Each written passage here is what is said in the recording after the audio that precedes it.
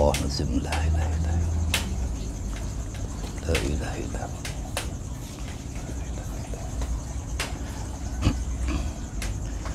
Assalamualaikum warahmatullahi wabarakatuh.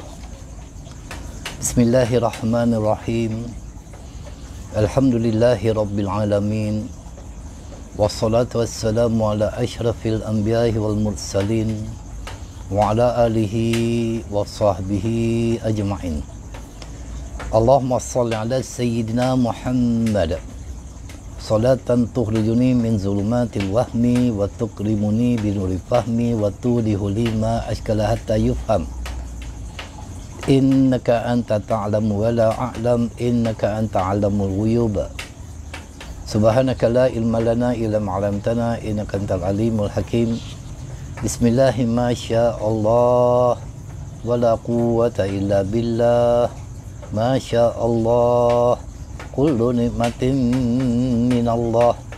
Ma syaa Allah al khairu kulluhu biyadillah.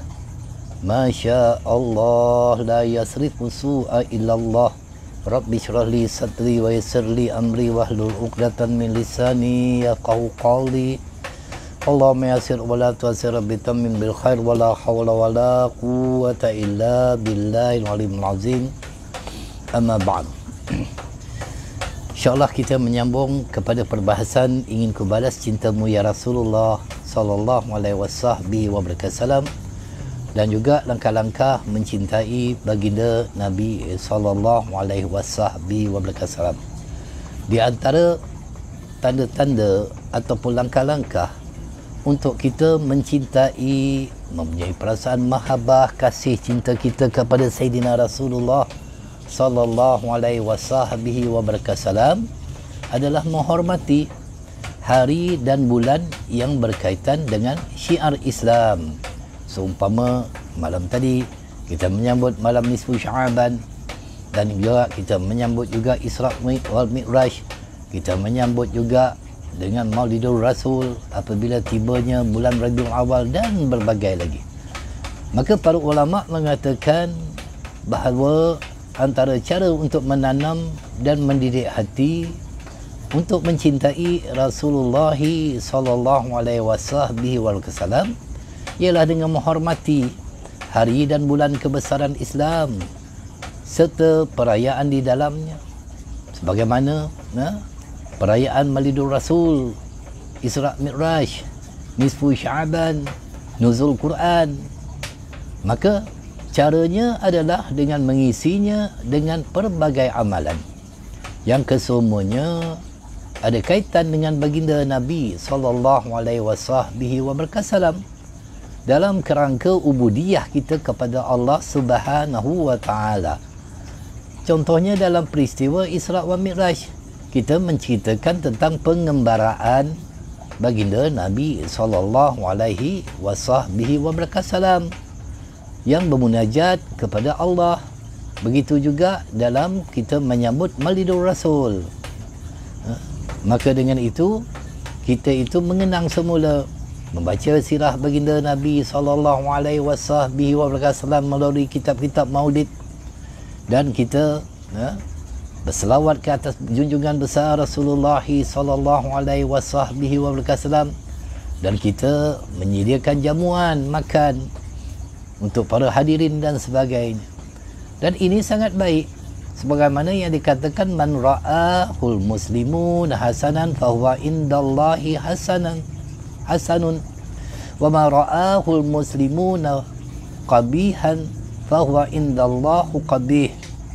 Apa yang dipandang baik oleh kaum muslimin, maka ia adalah baik di sisi Allah Subhanahu wa taala, dan apa yang dipandang buruk oleh kaum muslimin, maka ia adalah buruk di sisi Allah SWT. Kita lihat di dalam sambutan Maulidur Rasul, apa yang kita lakukan? Dilantunkan bacaan-bacaan ayat Al-Quran, kemudiannya dibacakan pujian-pujian kepada Sayyidina Rasulullah sallallahu alaihi wasallam, dan kita mengajak orang ramai berhimpun untuk mengingat sirah ataupun mengetahui tentang kisah perjuangan baginda Nabi sallallahu alaihi wasallam. Guru Imam Nawawi, Imam Nawawi yang namanya iaitu Imam Muhyiddin Abu Zakaria Yahya bin Syir An-Nawawi, seorang yang sangat mendalami hadis, ahli hadis, fiqh dan wara' serta kuat beribadat. Apabila disebut syekhain di dalam mazhab Syafi'i, ia adalah merujuk kepada Imam Nawawi dan Imam Rifa'i. Mengarang banyak kitab besar terkenal dan meninggal dunia pada 24 Rejab 676 Hijrah. Imam Nawawi, sebagaimana pagi tadi dalam kuliah duha kita mengajar kitab Al-Azkar yang dikarang oleh Imam Nawawi. Maka guru Imam Nawawi yang bernama Imam Abu Syamah, dia berpendapat wa min ahsani ma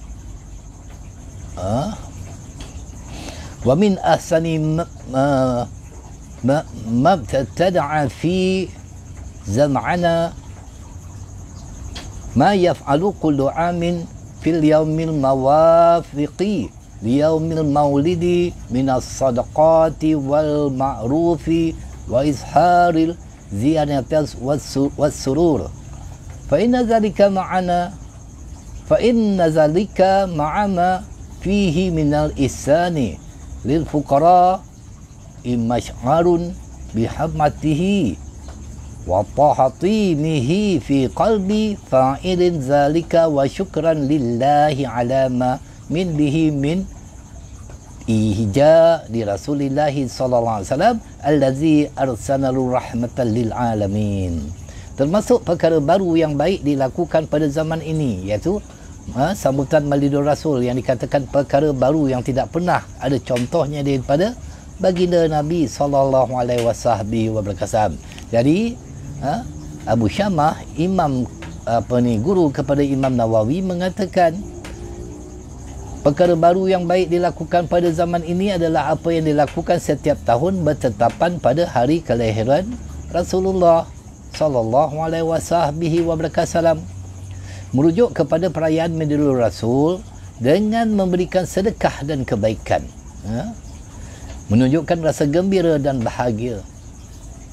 Sesungguhnya semua ini termasuk bersikap lemah lembut terhadap fakir miskin adalah tanda kecintaan kepada Rasulullah sallallahu alaihi wasallam dan penghormatan kepada baginda dalam hati orang yang menyambutnya. Ia juga merupakan satu tanda kesyukuran kepada Allah Subhanahu wa taala kerana diutusnya Rasulullah sallallahu alaihi wasallam rahmatan lil alamin kepada seluruh alam semesta.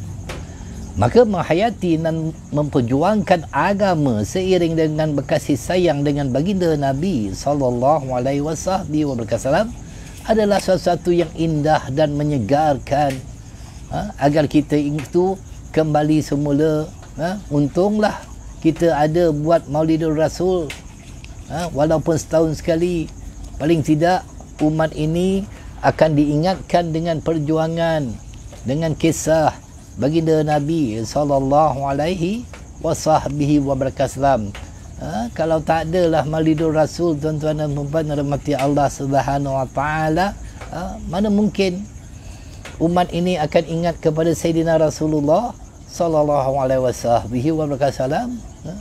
Kita tengok salah seorang raja yang bernama Malik Muzaffar Abu Said Al-Kubari, orang yang pertama mengadakan Maulidul Rasul. Dia seorang raja di negeri Irbil dekat dengan Syam yang mengeluarkan 300,000 dinar pada tahun 604 Hijrah, dan dipanggil para ulama rakyat jelata, dijamu orang makan dan sebagainya. Bukankah itu adalah satu manifesto ataupun satu jalan, satu wasilah untuk menjadikan kita itu ada perasaan mahabbah, cinta kepada baginda Nabi sallallahu alaihi wasallam. Maka mencintai baginda Nabi sallallahu alaihi wasallam itu merupakan satu kewajipan bagi setiap orang yang beriman. Lalu di dalam kaedah fiqh disebutkan lil wasaili hukmul maqasid.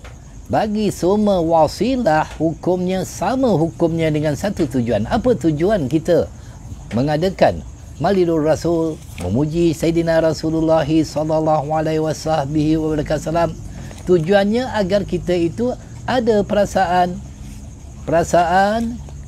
kasih cinta kepada baginda Nabi sallallahu alaihi wasallam, yang mana di akhir zaman ini ramai orang yang mempertikaikan, sedangkan orang yang mempertikaikan itu seringkali mereka menjadikan Imam Ibn Taymiyah sebagai rujukan mereka.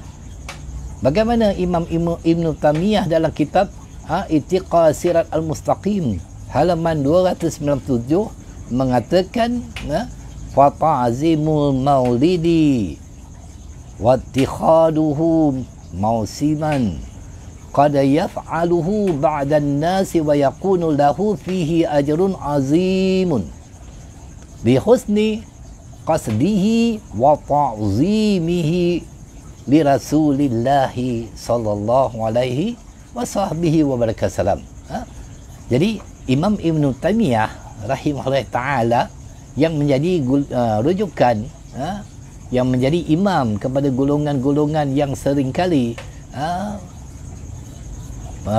memperlecehkan ataupun mempertikaikan orang yang menyambut Maulidur Rasul, mengatakan membesarkan Maulid Nabi sallallahu alaihi wasallam, menjadikannya sebagai satu musim perayaan ada kalanya diadakan oleh sebahagian manusia, mengingatkan maksudnya yang baik dan tujuannya untuk memuliakan Rasulullah sallallahu alaihi wasallam, adalah layak dalam hal ini mereka memperolehi ganjaran pahala yang besar. Di mana ganjaran pahalanya? Iaitu kita berselawat kepada Sayyidina Rasulullah sallallahu alaihi wasallam. Maka itu tidak salah, tidak salah untuk kita memuji, bersyair dan sebagainya ketika kita melantunkan qasidah memuji Sayyidina Rasulullah sallallahu alaihi wasallam. Dalam peristiwa baginda Nabi sallallahu alaihi wasallam melakukan umrah qada, maka sahabat yang bernama Ibnu Rawahah radhiyallahu ta'ala, dia berjalan di hadapan baginda Nabi sallallahu alaihi wasallam ketika itu sambil bersyair, Lalu Sayyidina Umar bin Khattab mengatakan, ya Ibnu Rawahah, wahai Ibnu Rawahah, baina yaday Rasulillah sallallahu alaihi wasallam wa fi haramillah taqulu syi'ra. Kamu bersyair seperti itu di hadapan Rasulullah sallallahu alaihi wasallam dan di tanah haram Allah. Lalu Rasulullah sallallahu alaihi wasallam bersabda, khalli anhu ya Umar, biarkan dia wahai Umar, fala hiya asra'u fahihim min nad'in nabli, kerana kalimah-kalimahnya lebih cepat memberkas di dalam hati mereka daripada hujanan anak panah.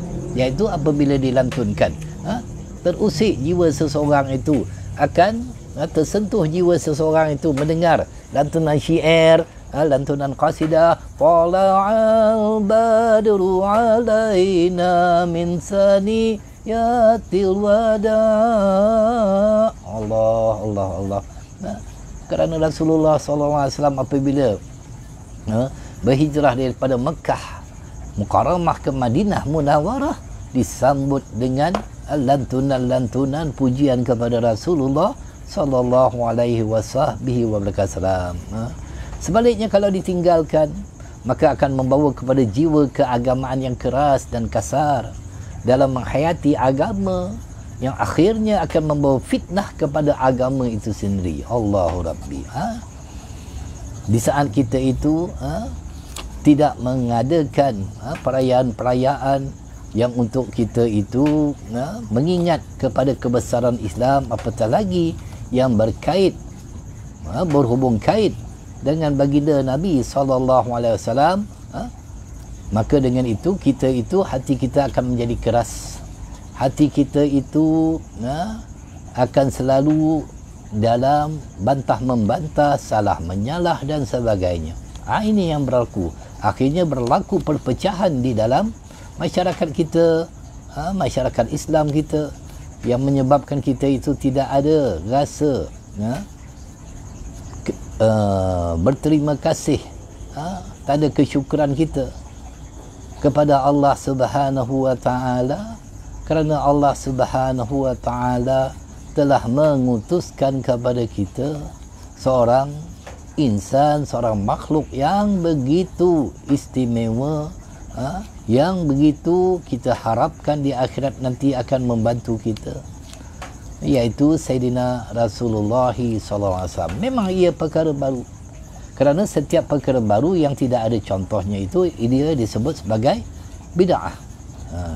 Tetapi perlu kita faham, sebagaimana Imam Syafi'i rahimahullah ta'ala mengatakan bid'ah itu ada dua, ma ahdasa wa khalafa kitaban aw sunnatan aw ijma'an asaran fahuwal bi'adatu dhallah, wa ma ahdasa minal khairi wa lam yukhalif syai'an min zalika fahuwal mahmud. Suatu perkara yang diadakan dan ia bercanggah dengan kitab, sunnah, ijma' atau asar, maka ia adalah bid'ah yang sesat. Suatu perkara yang diadakan dari perkara kebaikan dan tidak bercanggah dengan kesemua di atas, maka ia dipuji. Maka itulah Imam Syafi'i rahimahullah ta'ala memberikan penjelasan tentang bid'ah itu. Bid'ah itu ada dua. Yang kita buat itu disebut sebagai bid'ah hasanah, sesuatu yang baik. Apakah tidak baik untuk kita memuji Sayyidina Rasulullah SAW? Kalaupun kita tidak suka memuji kepada Sayyidina Rasulullah SAW, Allah Subhanahu wa ta'ala yang terlebih dahulu memuji kepada Sayyidina baginda Nabi sallallahu alaihi wasallam. Baik. Kesan cinta kepada Nabi sallallahu alaihi wasallam dalam kehidupan akan tumbuh. Yang pertamanya akan tumbuh sifat kecintaan yang sebenar kepada Sayyidina Rasulullah sallallahu alaihi wasallam. Keduanya akan menjadi semakin dekat untuk berbuat taat kerana mengikuti jejak langkah kekasihnya, iaitu Rasulullah sallallahu alaihi wasallam, seorang insan yang paling tinggi dalam ketaatannya kepada Allah Subhanahu wa taala. Sehingga kan kalau ditanya kepada Sayyidatina Aisyah radhiyallahu anha taala, bagaimanakah baginda Nabi sallallahu alaihi wasallam solat dalam solat sunat, maka Sayyidatina Aisyah radhiyallahu taala mengatakan kamu tidak akan mampu untuk mengikut bagaimana solatnya baginda Nabi sallallahu alaihi wasallam, kerana Rasulullah sallallahu alaihi wasallam apabila solat malamnya itu sampai bengkak kakinya kerana berdiri terlalu lama, berdiri qiyamnya itu begitu lama, tak mampu untuk kita melakukannya. Tak lama lagi bulan Ramadan, maka dengan itu tarawih kadang-kadang yang 20 rakaat dengan surah yang pendek pun ramai orang cabut lari, buat 8 aja, tak sanggup dia, apatah lagi untuk berdiri lama untuk meniru bagaimana solatnya baginda Nabi sallallahu alaihi wasallam. Rasulullah solat sunatnya. Ini bukan solat fardu tetapi solat sunat, yang mana ada salah seorang sahabat yang mengikutinya. Akhirnya sahabat tadi itu merasa begitu tidak kuat untuk mengikutnya, kerana Rasulullah selepas daripada suratul Fatihah pada rakaat pertama membaca surah Al-Baqarah. Jadi pada sangkaan sahabat tadi itu Rasulullah akan rukuk selesai daripada Al-Baqarah, rupanya tak rukuk lagi. baca pula surah Ali Imran. Jadi dia harapkan Rasulullah akan rukuk, tetapi Rasulullah menyambung dengan surah An-Nisa. Tu panjang, Masya Allah, Tabarakallah. Kemudian ketiga, akan memberikan kecintaan yang lebih kepada Rasulullah SAW dalam semua keadaan. Maka dia akan ikut cara berpakaiannya, akhlaknya, cara pergaulannya, bersopan santun, lebih lagi berlapang dada dan sebagainya. Ini yang dibuat oleh Sayyidina baginda Nabi SAW, menjadi orang yang penyabar, menjadi orang yang suka memaafkan orang-orang yang melakukan sesuatu yang tidak baik kepadanya. Ini maka dia akan meniru apa saja yang ada kepada baginda Nabi SAW. Itu sebab ulama ahli sunnah wal jamaah mengatakan wa afdalul khalqil alal itlaq nabiyuna famin anishiqaq, makhluk yang paling utama secara mutlak ialah Nabi kita sallallahu alaihi wasallam, maka berpalinglah daripada bantahan. Kemudiannya yang keempat, akan mengagungkan baginda Nabi sallallahu alaihi wasallam dan sunnahnya, serta menjauhkan bid'ah dan khurafat, perkara-perkara yang dilarang oleh baginda Nabi sallallahu alaihi wasallam, maka kita tinggalkan. Kemudiannya kelima, dia dapat berakhlak dengan akhlak Rasulullah sallallahu alaihi wasallam. Akhlak Rasulullah itu Al-Quran, kata Sayyidatina Aisyah radhiyallahu taala. Bagaimana akhlaknya Rasulullah sallallahu alaihi wasallam, seorang perempuan Yahudi memberi sebuah limau kepada Rasulullah. Ketika itu Rasulullah bersama dengan para sahabat, tiba-tiba datang perempuan Yahudi itu bagi limau. Maka Rasulullah pun senyum, terima limau tadi, lalu dikupas oleh Nabi sallallahu alaihi wasallam. Rasulullah pun makan. Lepas makan seulas, makan lagi seulas, makan lagi seulas, kan para sahabat keluar. Kan kalau kita tengok orang makan limau kan keluar air liur kita tu. Masya Allah, tabarakallah. Maka dengan itu sahabat pun pelik, bertanya sesama mereka, kenapa dengan Rasulullah ni selalu dia offer kita makan, ini dia makan seorang aja limau ni, tak bagi kita ke? Kempunanlah kita. Sehingga selesai dimakan oleh Rasulullah sallallahu alaihi wasallam buah limau tersebut, dan perempuan Yahudi itu pun berlalu pergi. Akhirnya sahabat bertanya kepada Rasulullah, ya Rasulullah sallallahu alaihi wasallam, pelik betul tuan pada hari ini, selalunya kalau makan tuan tak pernah lupakan kami, akan beri kepada kami sedikit, paling tidak bagilah kami rasa limau tadi itu. Ini tuan makan seorang aja. Apa kata Rasulullah sallallahu alaihi wasallam? Sesungguhnya limau yang diberi oleh perempuan Yahudi itu masam. Aku takut kalau aku bagi kepada kalian, kalian akan mencelanya, kalian akan memarahinya. Tengok bagaimana akhlaknya baginda Nabi sallallahu alaihi wasallam. Dalam satu riwayat lagi, baginda Nabi sallallahu alaihi wasallam ketika nak berjalan pergi ke masjid untuk solat berjemaah, di hadapannya ada seorang yang tua, orang Yahudi, bukan orang Islam, orang Yahudi yang tua. Maka Rasulullah tidak memotongnya kerana menghormati orang tua tersebut. Ini akhlaknya baginda Nabi sallallahu alaihi wasallam.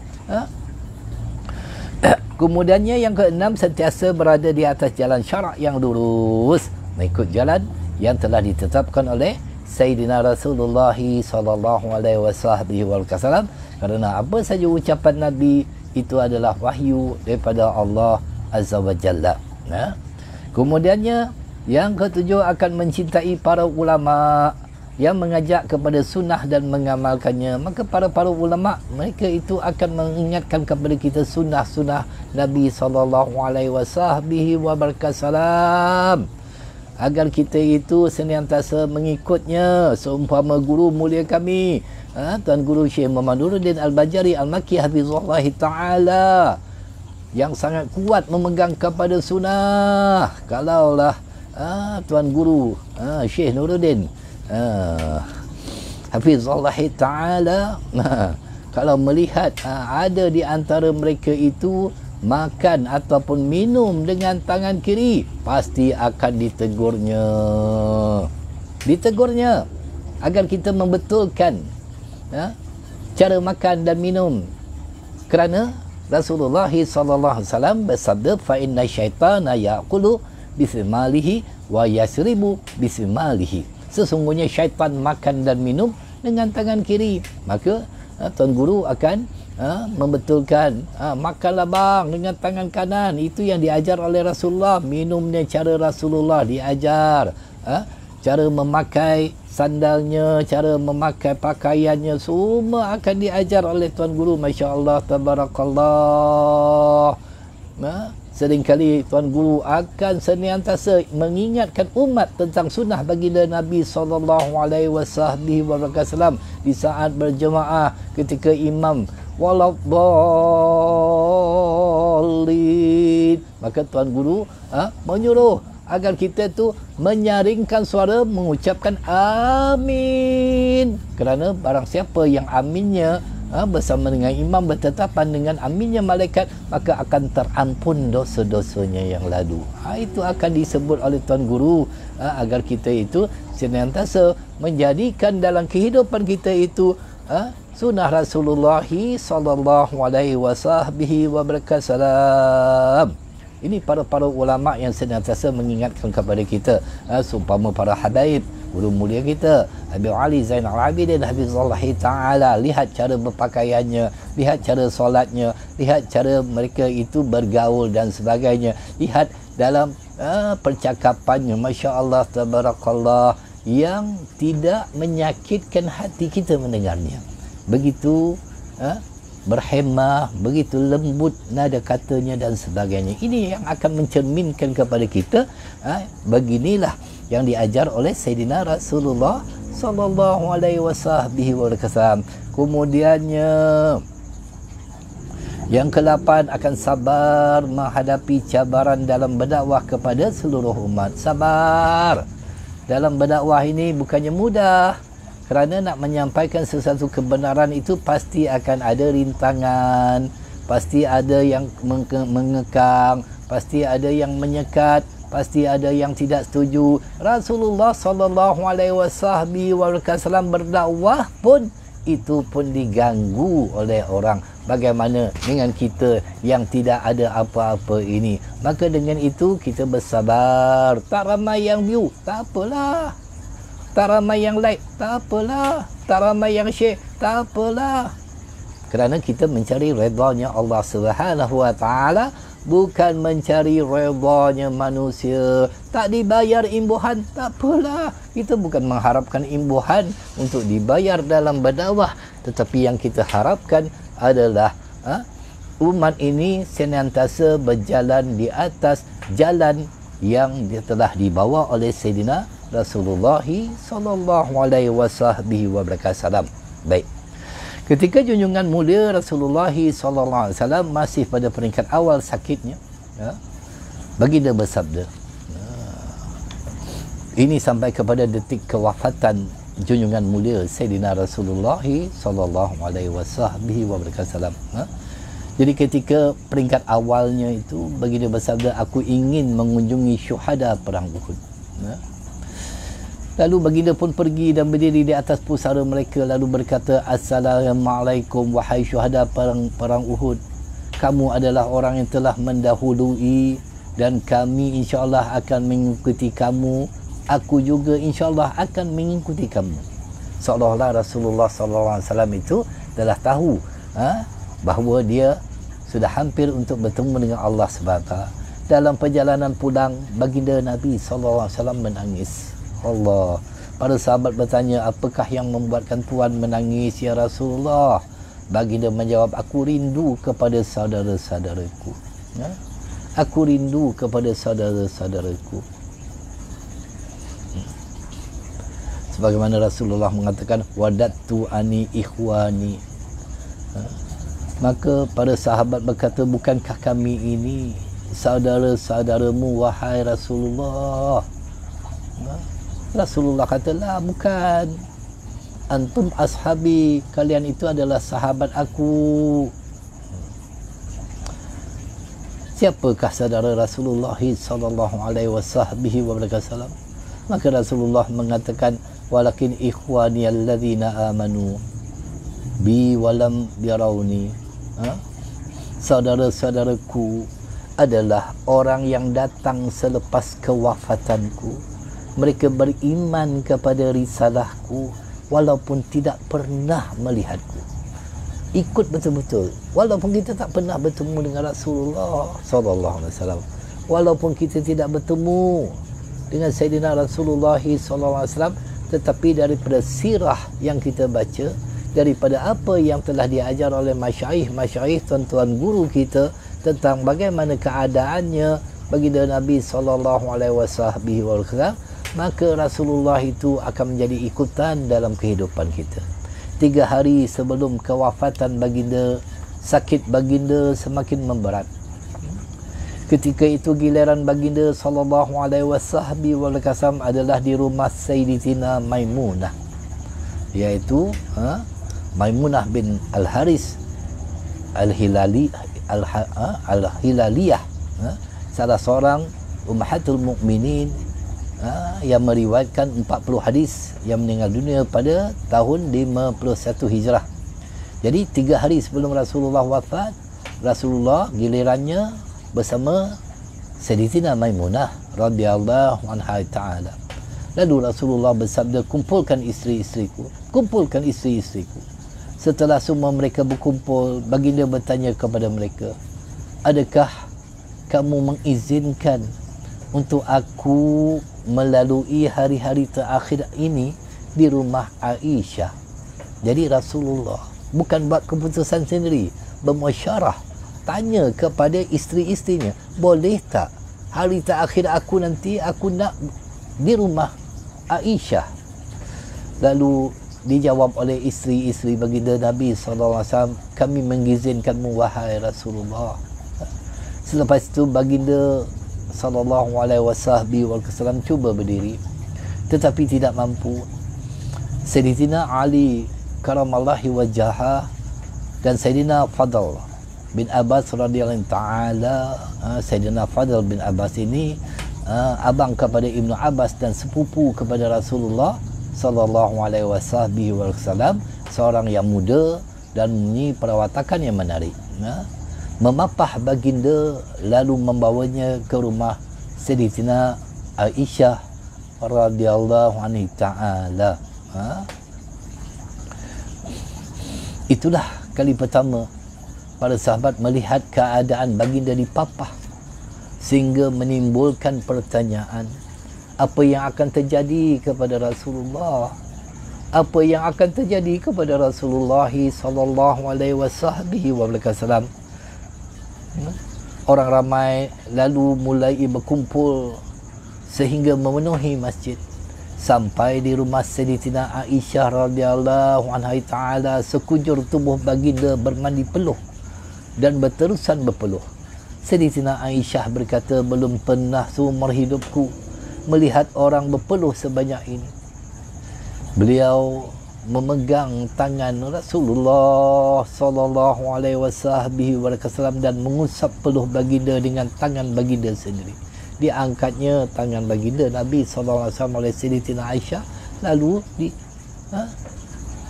sapukan peluh itu. Apabila ditanya mengapa tidak dilakukan dengan tangannya, kenapa tidak lakukan dengan tanganmu, kenapa dengan tangan aku, kata Rasulullah. Sayyidatina Aisyah radhiyallahu ta'ala menjawab, tangan Rasulullah adalah lebih baik dan lebih mulia daripada tanganku. Sebab itulah aku mengusap peluh baginda dengan tangan baginda sendiri, bukan dengan tanganku. Allah. Sayyidatina Aisyah radhiyallahu ta'ala berkata, aku mendengar Rasulullah sallallahu alaihi wasallam berkata, la ilaha illallah, kematian mempunyai sakarat.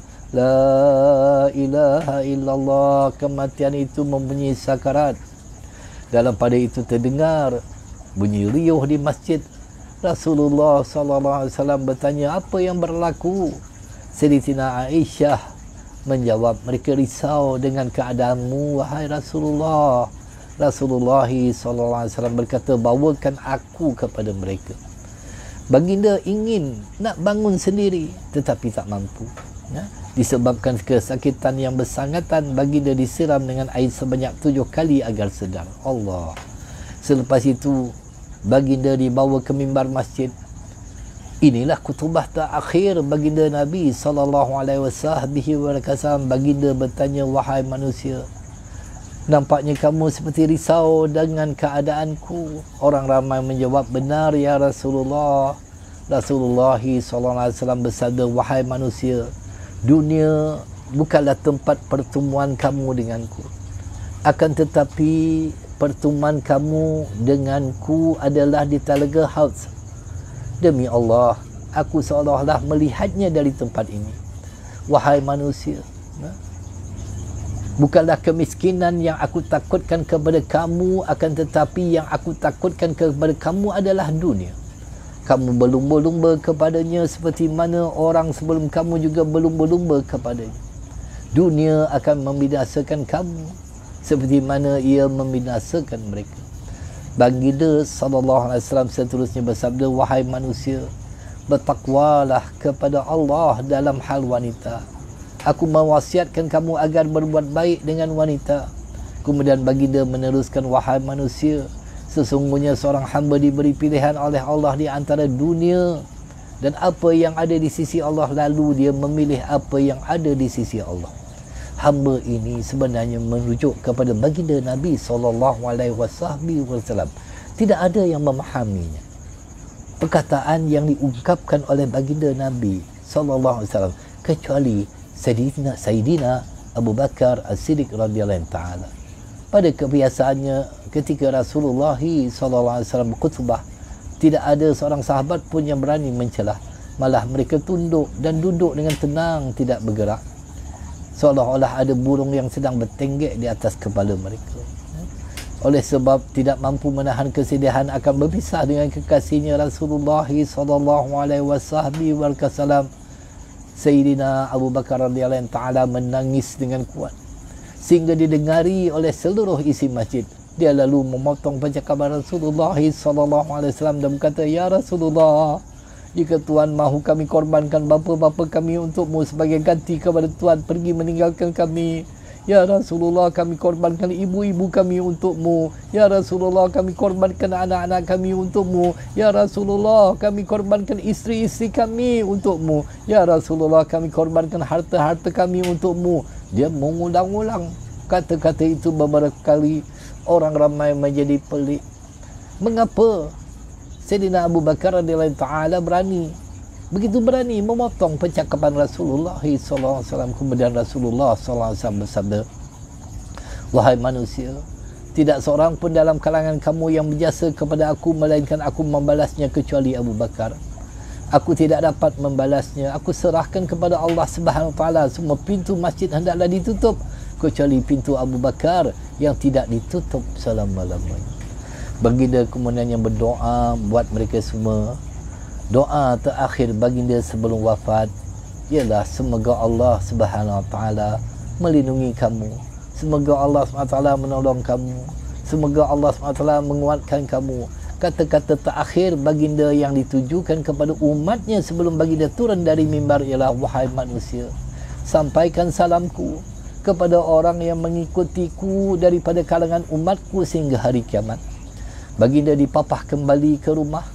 Abdurrahman bin Abu Bakar radhiyallahu ta'ala, iaitu sahabat baginda Nabi SAW, anak kepada Sayyidina Abu Bakar, datang membawa kayu siwak di tangannya.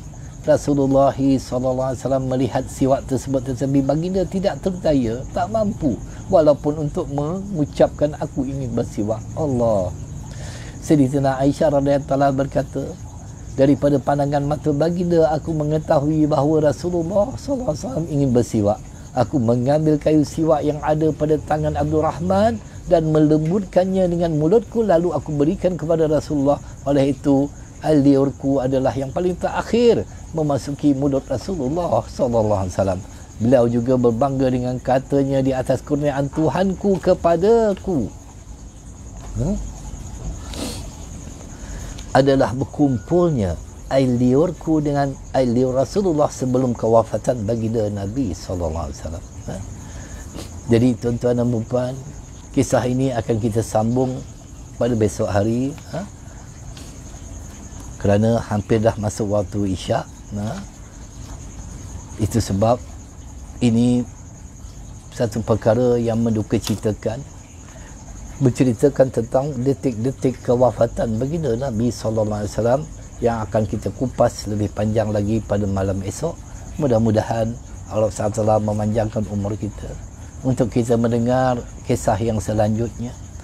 Mudah-mudahan Allah Subhanahu wa taala akan memberi kepada kita peluang untuk kita menghabiskan paling tidak pun dalam 1 hari atau 2 hari lagi, untuk kita menghabiskan perbahasan inginku balas cintamu ya Rasulullah sallallahu alaihi wasallam, dan juga langkah-langkah mencintai baginda Nabi sallallahu alaihi wasallam. Hadza wa billahi taufiq. Assalamualaikum warahmatullahi wabarakatuh.